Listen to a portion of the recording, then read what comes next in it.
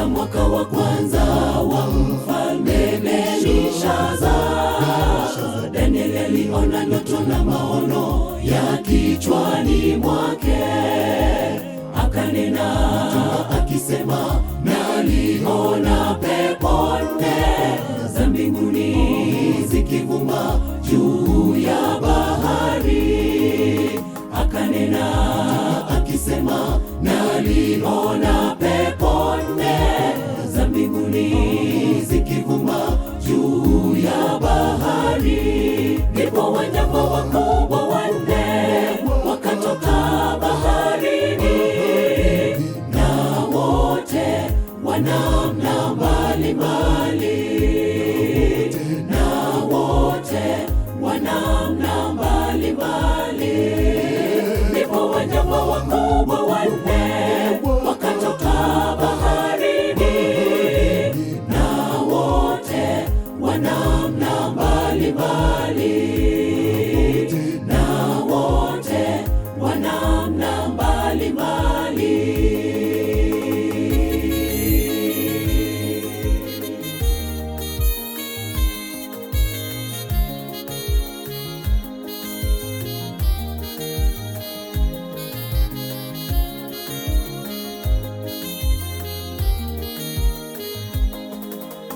Wa kwanza alikuwa kama simba mwenye mabawa, wa pili kama dubu, wa tatu kama chui.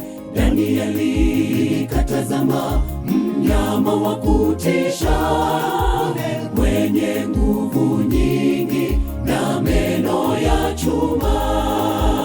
Danieli katazama mnyama wa kutisha, mwenye nguvu nyingi na meno ya chuma. Ndipo wanyama wakubwa wanne wakatoka baharini, na wote wanamna mbalimbali, na wote wanamna mbalimbali. Ndipo wanyama wakubwa wanne wakatoka baharini, na wote wanamna mbalimbali, na wote wanamna mbalimbali.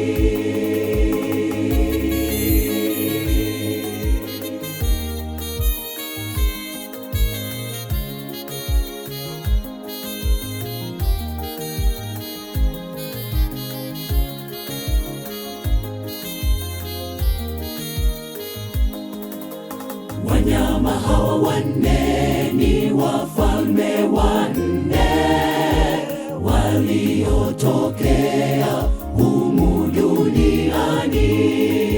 Simba ni Babeli, dubu Uajemi, chui Ugiriki, wanne wa Kirumi. Ufalme wa Kirumi utafika mwisho, na ule wa Yesu utadumu milele.